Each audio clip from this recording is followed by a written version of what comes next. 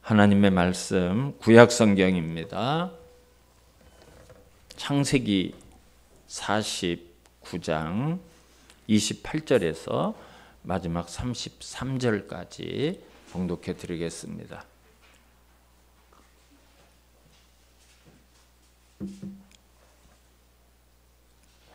다 찾으신 줄 알고 봉독해 드립니다. 이들은 이스라엘의 12지파라. 이와 같이 그들의 아버지가 그들에게 말하고 그들에게 축복하였으니 곧 그들 각 사람의 분량대로 축복하였더라. 그가 그들에게 명하여 이르되 내가 내 조상들에게로 돌아가리니 나를 햇사람 에브론의 밭에 있는 굴에 우리 선조와 함께 장사하라. 이 굴은 가나안 땅 마므레 앞 막벨라 밭에 있는 것이라. 아브라함이 햇사람 에브론에게서 밭과 함께 사서 그의 매장지를 삼았으므로 아브라함과 그의 아내 사라가 거기 장사되었고 이삭과 그의 아내 리브가도 거기 장사되었으며 나도 레아를 그곳에 장사하였노라. 이 밭과 거기 있는 굴은 햇사람에게서 산 것이니라. 야곱이 아들에게 명하기를 마치고 그 발을 침상에 모으고 숨을 거두니 그의 백성에게로 돌아갔더라. 아멘. 할렐루야. 벌써 한 해를 보내는 마지막 주일을 또 이렇게 맞이하게 됐습니다. 이제 제가 주보를 만들다가 이렇게 항상 보면 1년이 52주가 있지 않습니까? 그래도 한 5, 6주쯤 되면 벌써 절반이 지났구나. 또 이제 40몇 주 되면 금년이 다 갔구나. 어제 주보를 이렇게 만드는데 52주에 15-52 이래서 마지막 주구나. 참 세월이 빠르다는 것을 느낄 수가 있습니다. 요즘은 추워서 해 뜨는 모습을 못 보시죠? 우리가 이제 신년이 되면 동해막, 정동진 이런 곳으로 해 뜨는 모습을 보러 가셔요. 정말 해 뜨는 바다에서 해 뜨는 거를 한번 보시면 참 장관이에요. 참 멋있게 해가 얼마나 큰지 그 바닷속에서 올라오는 모습을 보면 해가 이렇게 부풀어 가지고 올라오는 것처럼 그런 모습으로 올라옵니다. 근데 여러분 해가 지는 석양의 모습도 얼마나 아름다운지 몰라요. 우리 동네 석양은 정말 일품입니다. 제가 해질녘쯤 되면 이제 걷기를 보통 시작하는데요. 늘 해지는 그 석양의 모습을 봐요. 얼마나 아름다운지 몰라요. 한번 사진을 한번 볼까요? 사진을 제가 종종 많이 찍는데 제 카메라에 있는 게 뭐 이렇게 한 2장밖에 없더라고요. 이게 약산들에서 저쪽으로 해가 지는 모습을 본 거예요. 이 사진 말고 또 다른 사진도 있어요. 한번 보시면 사진이 하나밖에 없나요? 또 있을 텐데 안 뜨는가 봐요. 여러 가지 이렇게 해지는 이것도 갈대 가운데 이렇게 해지는 모습 이렇게 좀 서서 한참 봅니다. 차근 조금씩 가라앉아 가지고 이제 해가 완전히 넘어갈 때 되면 하늘이 빨갛게 되는 정말 장관의 모습을 이렇게 볼 수가 있습니다. 여러분 우리 인생도 그렇죠. 인생도 해 뜰 때처럼 새벽처럼 그런 어린 시절이 있고요. 한 혈기왕성하게 살아가는 한낮의 인생이 있고 이렇게 어느덧 넘어가는 해처럼 석양의 그런 인생, 석양의 삶, 황혼의 때를 맞이할 때가 있어요. 오늘은 마지막 주일을 맞이해서 우리의 황혼이 어때야 되는가? 우리 인생의 석양이 어떻게 돼야 되는가? 오늘 본문 말씀 가운데 그 답을 함께 찾고자 합니다. 한 사람의 인생에 대한 평가는 그 사람이 시작하는 것도 중요해요. 그가 어떻게 태어났다, 그가 어떻게 공부를 했다, 어떻게 살았다, 그것도 무척 중요해요. 또 그 과정도 중요하죠. 참 성실하게 살았다, 열심히 살았다, 그 사람이 어떻게 살았다 과정도 중요합니다. 그러나 정말 중요한 것은 그가 인생을 어떻게 마감했는가, 무엇을 남기고 한 생명의 삶을 살았는가? 여러분, 그게 중요해요. 그게 중요해요. 오늘은 우리가 야곱의 삶을 들여다보면서 야곱의 남겨진 삶, 야곱의 석양은 어떠했는가? 그것을 우리가 함께 생각해 보려고 합니다. 정말 성경을 보면 야곱만큼 파란만장한 인생을 살았다는 사람이 없어요. 야곱만큼. 태어날 때부터 별났죠. 야곱은 쌍둥이로 태어났는데요. 그 형이 에서인데 에서가 태어나는데 발꿈치를 붙잡고 따라 나왔어요. 발꿈치를 붙잡고. 태어날 때부터 별스러운 인생이 야곱입니다. 이 발꿈치라고 하는 히브리 말을 제가 이제 주석을 찾아보면서 이 발꿈치가 어떤 의미가 있나 이런 거를 한번 생각을 해봤어요. 그래서 주석을 찾아봤더니요. 이 발꿈치라고 하는 히브리 말은 발꿈치라는 뜻만 있는 게 아니에요. 발꿈치라. 그 단어가 가진 의미는 속이다 이런 뜻도 있어요. 발꿈치. 그리고 뒤에서 치다. 우리가 뒤통수를 때렸다고 그러죠. 그런 좀 안 좋은 뜻을 가지고 있는 단어더라고요. 근데 야곱은 그 형의 발꿈치를 붙잡고 따라 나왔는데 그 발꿈치를 잡았다라는 그 뜻이 야곱이기 때문에 야곱이라는 이름을 가져서 이것이 야곱이라는 인생의 새벽의 모습이에요. 태어날 때 그렇게 태어났어요. 그것은 앞으로 야곱이 어떤 삶을 살 것인가, 야곱이라는 인생이 어떤 인생인가 그것을 영적으로 보여주는 거예요. 발꿈치를 붙잡고 형에게 지지 않으려고 따라 나오는 인생. 어떻게 하든지 형보다 먼저 나가려고 발꿈치를 붙잡고 매달리는 인생. 그게 야곱이에요. 그게 야곱입니다. 아니나 다를까 야곱이 살아가는 모습을 보면 그래요. 어느 날 형이 배가 고파서 야곱이 끓이고 있는 팥죽을 한 그릇 달라니까 형의 그 장자의 명분을 나한테 주라. 그럼 내가 이 장자의 명분을 줄게. 그래서 팥죽 한 그릇에 장자의 명분을 바꾼 사람이 야곱이에요. 어느 날 아버지가 형 에서를 축복한다는 소식을 듣고 형으로 변장을 해서 아버지가 자식에게 주는 축복을 가로채는 사람, 그게 야곱입니다. 그래서 그걸로 인해서 쫓겨나죠. 집에서 도망가게 돼요. 집에서 살다가는 죽게 생겨서 도망가게 되는데 외삼촌에서 살았던 약 20여 년의 삶도 속이고 가로채고 사기치고 그런 인생이 야곱의 인생이었습니다. 그럼 야곱의 황후는 어떤 인생이었는가? 태어나서부터 살았을 때까지는 그렇게 살았는데 황후는 어떤 인생을 살았는가? 우리가 오늘 본문을 통해서 그것을 한번 살펴보려고 합니다.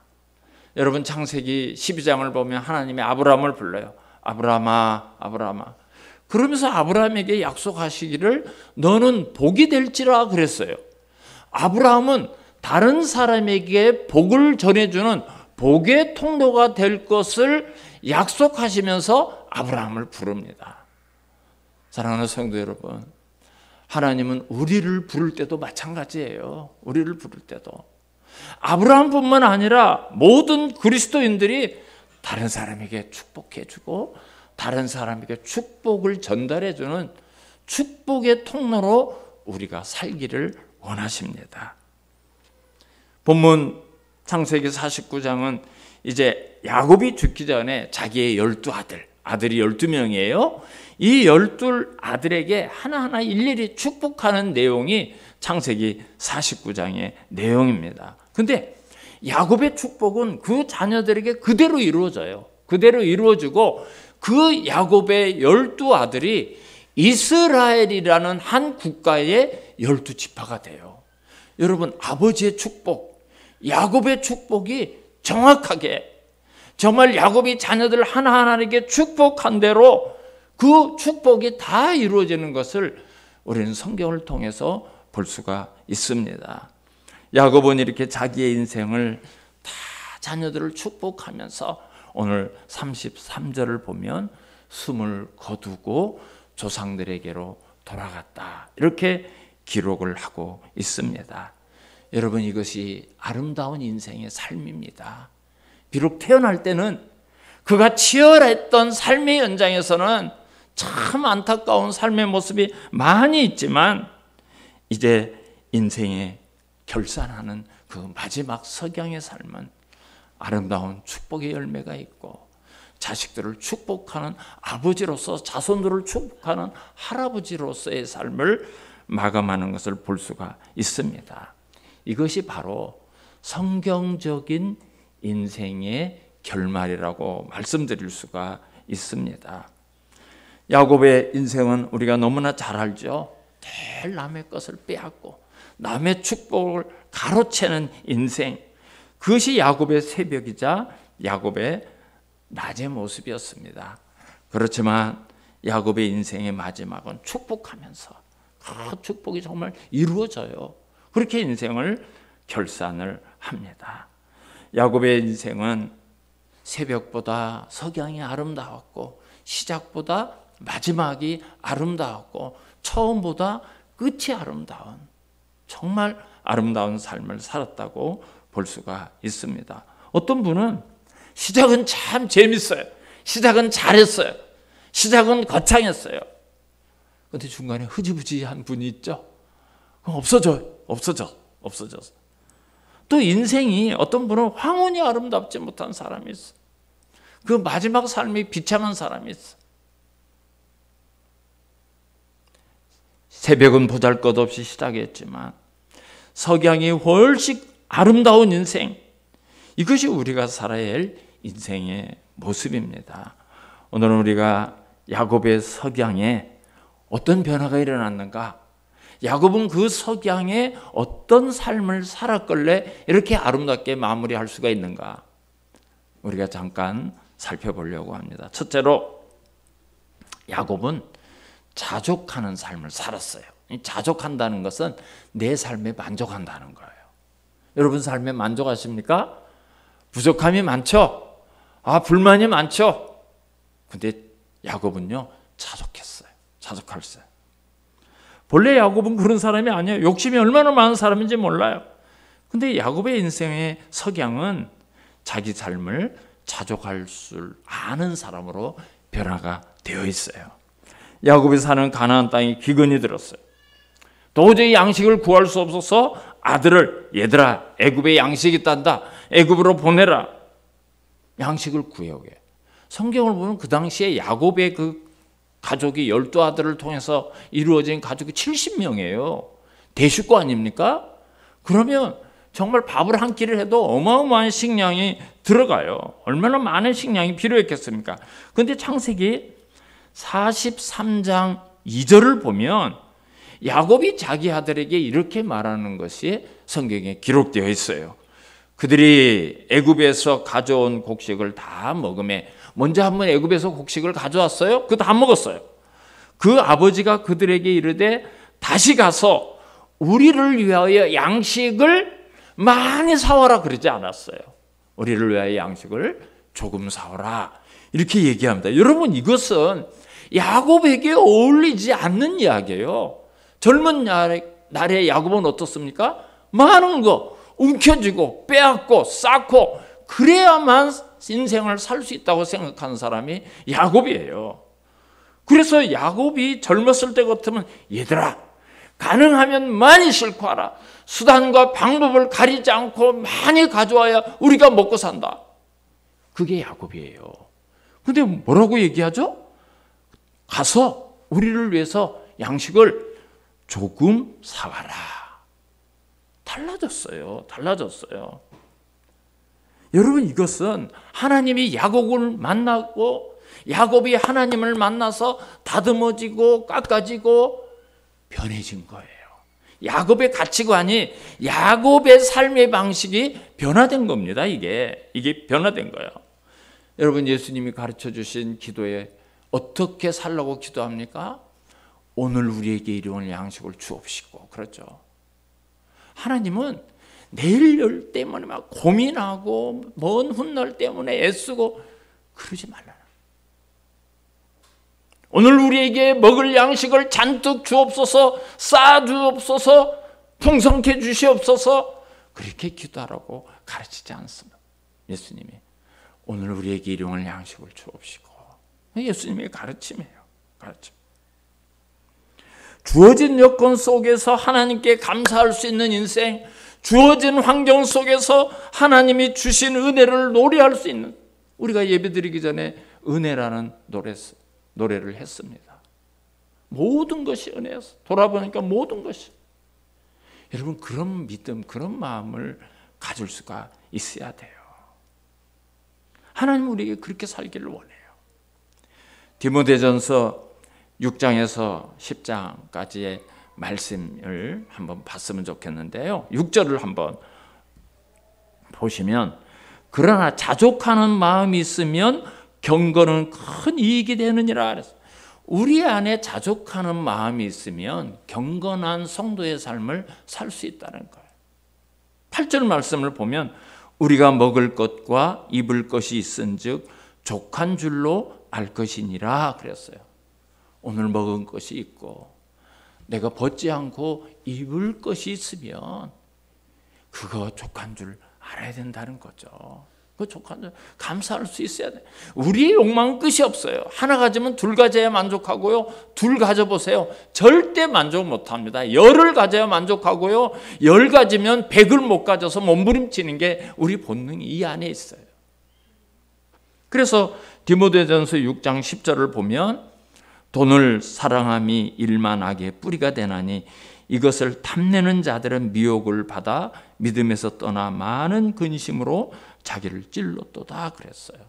돈이 필요하죠. 그러나 돈을 지나치게 사랑하게 되면 일만 악의 뿌리가 돼요. 그것을 모으기 위해서, 그것을 쌓기 위해서 부정한 방법, 해서는 안 될 방법을 찾게 되는 게 우리 본능 안에 있어요. 자기를 찌르는 거예요. 결국은 자기를 찌르게 되는 거예요. 물질에 대한 욕심을 극복하지 못하면 실패합니다. 그 참 뒤가 안 좋아요. 사람들에게 손가락질을 당해요. 야곱은 이제 자족할 줄 아는 사람이 되었어요. 인생의 출발점에서는 그러지 못했어요. 살아가는 과정 속에서는 그러지 못했지만 이제 인생의 석양에는 얘들아 거 가서 양식 조금만 구해오너라. 달라졌어요. 두 번째로 야곱은 어느새 믿음의 사람이 되었어요. 물론 야곱이 처음에는 믿음이 없었던 게 아니에요. 근데 야곱은 하나님을 믿기는 믿는데 하나님을 믿지 못하는 면이 있어요. 하나님이 그거 주실까? 안 될 거야. 그럼 어떡하죠? 내가 쌓으려고 하는 거예요. 하나님을 못 믿기 때문에 하나님께 기도해 놓고 자기 인생을 위해서 수단과 방법을 가리지 않는 삶을 지금까지 살아온 사람이 야곱이에요. 근데 창세기 43장 14절을 보면 완전히 달라졌어요. 창세기 43장 13절을 제가 한번 읽어드릴게요. 전능하신 하나님께서 그 사람 앞에서 너희에게 은혜를 베푸사 그 사람으로 너희 다른 형제와 베냐민을 돌려보내게 하시기를 원하노라. 내가 자식을 잃으면 잃으리로다. 자식 잃어버리면 하나님이 잃어버리면 잃어버릴 거다. 여러분 이렇게 달라졌어요. 왜 이야기를 하게 됐는가 하면 야곱이 이제 아들들을 보내서 총리가 된 요셉을 만났어요. 요셉을 못 알아봤어요. 그 요셉이 형제들이 사이가 어떤가를 알아보려고 시므온을 붙잡아서 딱 못 가게 만들어 놓고, 야, 네 진짜 베냐민이라는 네 형제가 있어? 베냐민을 데려오면 내가 너희들을 풀어줄게. 볼모로 잡아놓은 거예요, 시므온. 그 아버지가 그 얘기를 듣고 옛날 같았으면 사기를 쳐서라도 모든 방법을 동원해서 시므온을 데리고 와, 네 형을 데리고 와 이랬을 텐데 전능하신 하나님께서 은혜를 베풀어 주사. 하나님이 우리에게 은혜를 베풀어 줄 거야. 하나님이 허락하지 않으면, 그래서 내가 자식을 둘을 잃게 되면 잃으면 잃으리로다. 달라졌죠. 야곱의 모습이 아니에요. 완전히 달라진 것을 볼 수가 있습니다. 믿음의 고백을 하는 거예요. 하나님의 은혜를 구한다는 거예요. 하나님께 맡긴다는 거예요. 하나님이 내 자식들에게 은혜를 베풀어 주고 나에게 은혜를 베풀어 주셔서 돌아오게 하실 것을 믿는다는 거예요. 하나님의 주권과 하나님의 사랑과 하나님의 은혜와 하나님의 권능을 온전히 믿는 그런 야곱의 모습을 우리가 볼 수가 있습니다. 젊은 날의 야곱은 하나님을 믿기는 믿었는데 믿음만으로 안 되는 거예요. 하나님을 믿는 그게 믿음이 불안한 거예요. 내가 뭘 하지 않으면 안 될 것 같은 거예요. 내 방법과 내 수단과 내 모든 능력을 다 동원해서 하나님의 믿음이 이루어질 것 같은 삶. 여러분, 우리도 그런 거 있죠? 온전하지 못한 믿음. 하나님 앞에 못 맡기는 거야. 불안해. 맡기면 불안해. 하나님이 안 해줄 것 같아. 왠지 안 될 것 같아. 믿음대로 돼요. 그러면 안 돼요. 믿음대로 되는 거예요. 그러면 안 되는 거예요. 근데 야곱은 그렇게 반응하지 않아. 자식을 둘 잃을 수도 있다. 근데 하나님은 전능하셔. 하나님은 은혜를 베풀어 주셔서 지금까지 은혜를 베풀어 주실 거야. 만약에 하나님이 아들 둘을 잃게 한다면 잃으면 잃으리로다. 달라졌어요. 온전한 믿음이 생긴 거예요. 믿음이 장성한 분량까지 성장한 거예요. 하나님 앞에 내 삶을 완전하게 맡길 수 있도록 야곱이 변화된 겁니다. 사랑하는 성도 여러분, 날이 갈수록 점점 신앙이 성숙해지고 하나님 앞에 온전한 믿음을 가지고 살아가시기를 주님의 이름으로 축원합니다. 세 번째로 영적인 눈이 밝아졌어요. 영적인 눈. 이게 다른 말로 말하면 분별력이 생겼다는 것이고요. 영적인 통찰력 있는 사람이 되었다는 거예요. 창세기 48장 10절을 보면 야곱이 나이로 인해서 눈이 어두워졌다 그래요. 나이 들면 눈이 잘 안 보이죠.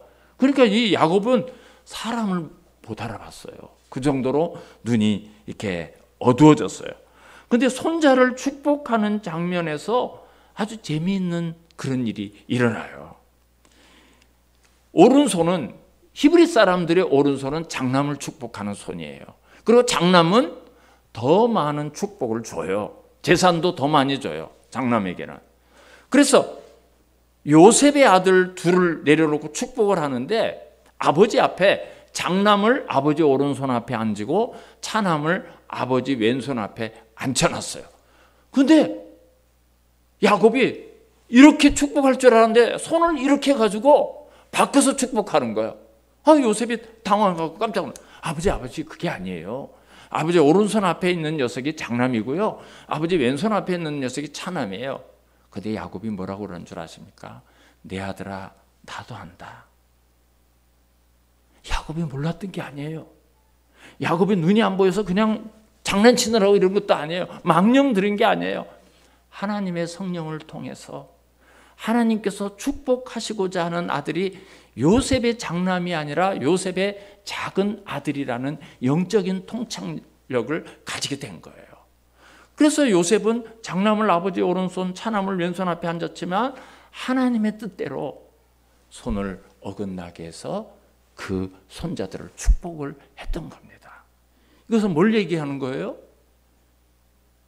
야곱에게 영적인 영안이 열린 그런 영적인 통찰력을 가지게 된 거예요. 눈은 어두워졌어요. 그렇지만 판단력과 분별력은 조금도 흐트러지지 않은 거예요. 여러분, 우리가 이 분별력 이거 중요해요. 인생을 살아가면서 이렇게 해야 되는데 이렇게 거꾸로 하고 반대로 하고 해서는 안 된 일을 하고, 여러분 그런 분별력, 그런 판단력 가지시면 안 돼요. 하나님 앞에 정신이 맑게 해달라고 기도하시고 말씀과 기도를 통해서 영적인 나의 분량을 채워야 돼요. 그래야 실수를 하지 않습니다. 우리가 인생을 살면서 건강한 판단력, 건강한 분별력이 매우 중요해요. 그래야 존경을 받아요. 아이들에게, 자식들에게, 이웃에게 존경을 받는, 그렇게 해요. 그리스도인은 이런 영적인 통찰력이 있어야 돼. 분별해야 돼. 이거 신앙적으로 이건 아니다. 신앙적으로 이렇게 해야 된다. 그걸 가져야 돼요. 우리 성도님들이 언제 어디서나 인생의 석양일지라도 마음의 눈, 영적인 눈이 밝아지시기를 주님의 이름으로 축원합니다. 네 번째로 야곱은 축복하는 사람이 되었어요. 그 전에 야곱이 어떤 사람이죠? 축복을 빼앗아가는 사람, 축복을 탈취하는 사람, 축복을 가로채야만 직성이 풀리는 사람. 그게 야곱이야. 그게 야곱이었어요. 창세기 47장을 보면 야곱이 수십 년 만에 잃어버렸던 아들 요셉을 만났어요. 요셉이 총리잖아요. 그러니까 애굽 왕 바로에게 아버지를 소개시켜요. 폐하, 저의 아버지 요셉이십니다. 그래? 당신 나이가 몇이요? 이렇게 서로 대화를 하는데 갑자기 야곱이 바로 왕을 축복해요.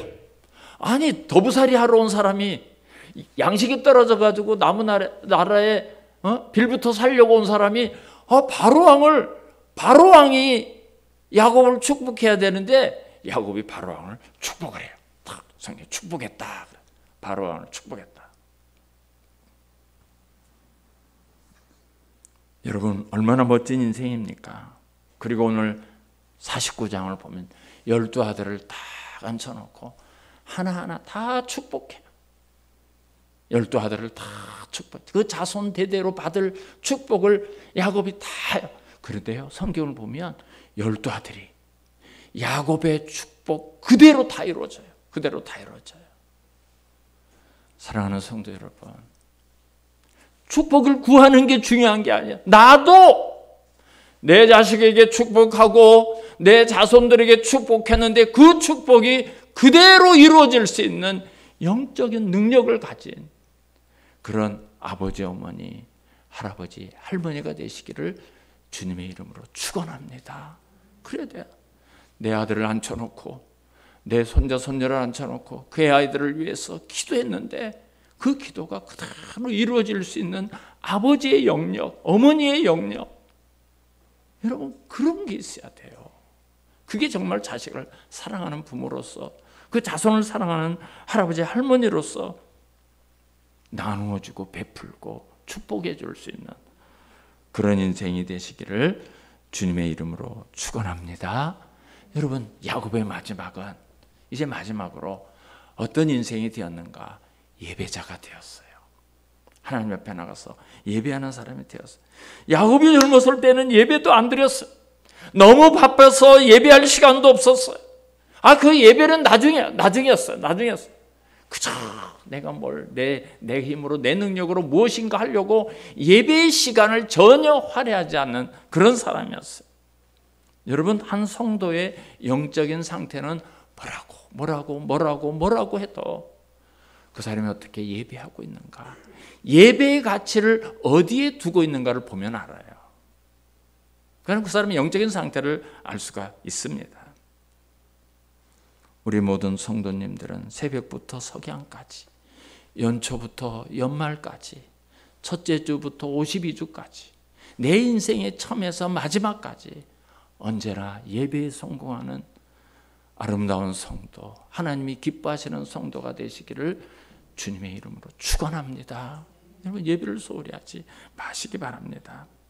야곱은 이 석양의 삶에서 예배를 소중히 여겼어요. 하나님을 경배하면서 안식을 얻었어, 기쁨을 얻었어, 평안을 얻었어, 위로를 얻었어, 은혜를 경험하는 사람이 되었어.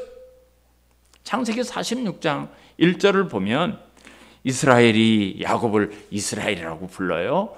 이스라엘이 모든 소유를 이끌고 떠나 브엘세바에 이르러 그의 아버지 이삭의 하나님께 희생 제사를 드리니 그랬어요. 이게 무슨 소리인가 하면 드디어 야곱이 70명의 가족을 거느리고 요셉이 있는 애국으로 출발을 합니다. 출발! 이제 양식이 풍성한 요셉이 총리로 있는 애굽을 향해서 가자. 가족을 이끌고 탁 가는데 빠뜨리지 않는 게 있었어요. 희생 제물을 잡아서 하나님 앞에 감사의 제사를 드려 하나님을 예배한 거예요. 지금까지 이 땅에서 함께 하신 하나님, 이제 새로운 것에서 함께 하실 하나님을 바라보면서 은혜를 구하면서 감사와 믿음의 예배를 드리는 모습을 성경은 기록하고 있습니다. 사랑하는 성도 여러분, 좋은 일이 생겼을 때 하나님 앞에 감사하십니까? 범사에 감사하면서 살아가고 있으십니까? 혹 고난이 올지라도, 나에게 어려움이 올지라도 우리는 그 문제만 보는 것이 아니라 그 너머에서 여전히 나를 사랑하시고 여전히 나를 바라보시면 여전히 나를 붙들고 계시고 나와 함께 하실 하나님에게 믿음의 감사, 믿음의 예배를 드릴 수 있는 그런 성도들이, 그런 가정이 되시기를 축원합니다. 그리고 그렇게 그 예배를 잃어버리면 안 돼요. 예배를 잃어버려. 연초에는 잠깐 열심을 내지만 어느 날 흐지부지 사라지는 그런 예배의 열정을 가지고는 성공하지 못합니다. 연초부터 연말까지, 새벽부터 석양까지 우리 자유로교회 성도들은 항상 하나님 앞에 나가서 감사하고 찬양하고 예배할 수 있는 분이 되시기를 바랍니다. 우리 안상준 장로님 고인이 되셨지만 제가 가끔 1년에 이렇게 한 두세 번 산소도 가요. 꽃을 들고 가요. 우리 집사람하고 얘기하다 우리 장로님, 서권사님 보고 싶다, 생각난다, 꽃을 들고 찾아갑니다. 돌아가시기 전에 장로님 기도 제목이 뭐예요? 내가 죽는 그날까지 하나님 앞에 예배하는 사람으로, 내가 기력이 있다면 하나님 전에 나가서 예배하는 사람이 되고 싶어요. 그렇게 하나님 앞에 기도해 주세요. 하나님을 잃어버리지 않고 기도하고 예배하게 해주세요. 야곱이 어떻게 삶을 마감했는가? 히브리서 11장 21절에 야곱에 대해서 이야기하고 야곱에 대해서 이렇게 설명하는 것을 볼 수가 있어요. 믿음으로 야곱은 죽을 때에 요셉의 각 아들에게 축복하고 그 지팡이 머리에 의지하여 경배하였으며 그랬어요. 서 있을 힘이 없었어요. 나이가 많이 들어서 지팡이에 의지해서 내 사랑하는 하나님을 경배했다. 히브리서는 야곱의 삶을 그렇게 설명하고 있습니다. 얼마나 아름다운 모습입니까?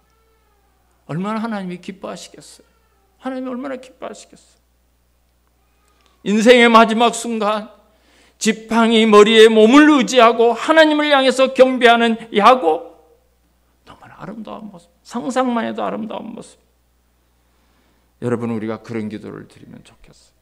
하나님, 내가 이 땅을 살면서 많은 재산을 남겨주고 우리 자식들을 위해서 어쩌고, 그런 기도보다도 하나님 이 땅을 사는 동안 언제나 하나님 바라보고 내 삶이 마치는 그때까지 하나님을 사랑하는 마음이 조금도 변하지 않고 모든 상황 속에서 언제나 하나님을 사랑하며 하나님을 예배하며 하나님을 찬송하며 그렇게 살다 주님 품에 내가 안기게 하여 주시옵소서.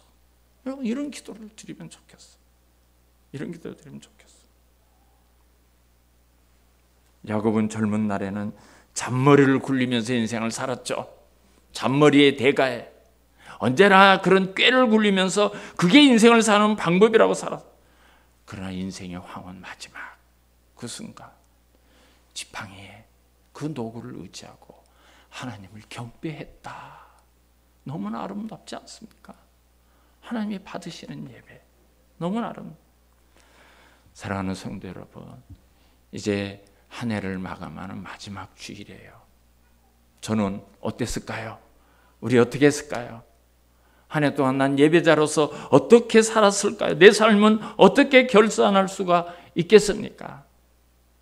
시작보다 끝이 아름다운 인생, 새벽보다 석양이 아름다운 인생, 연초보다 연말이 아름다운 인생, 이게 야곱의 인생이었어요.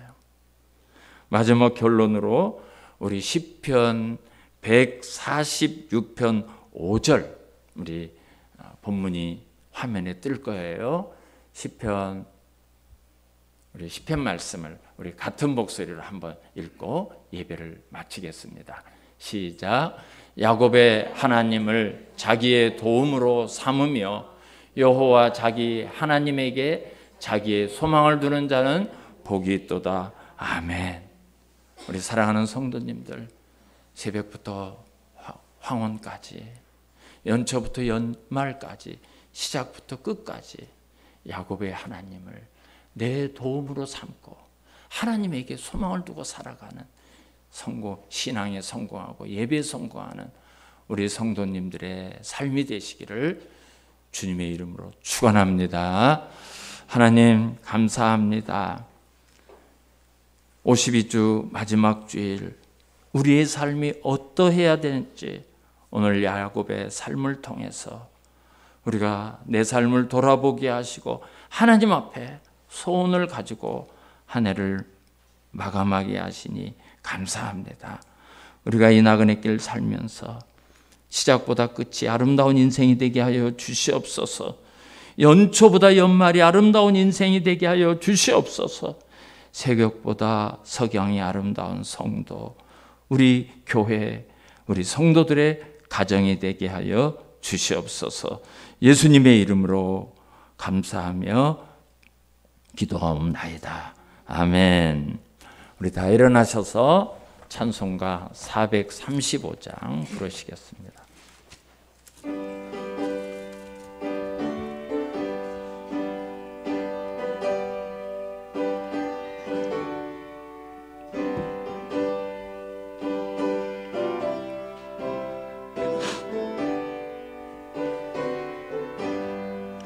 나의 영원하신 기억 생명보다 귀하다. 나의 갈 길 다가도록 나와 동행하소서. 주께로 가까이 주께로 가오니 나의 갈 길 다가도록 나와 동행하소서. 세상 부귀 아니람과 모든 명예 버리고 험한 길을 가는 동안 나와 동행하소서. 주께로 가까이 주께로 가오니 나의 갈 길 다가도록 나와 동행하소서. 어두운 골짝 지나가며 험한 바다 건너서 천국 문에 이르도록 나와 동행하소서. 주께로 가까이 주께로 가오니 나의 갈 길 다가도록 나와 동행하소서.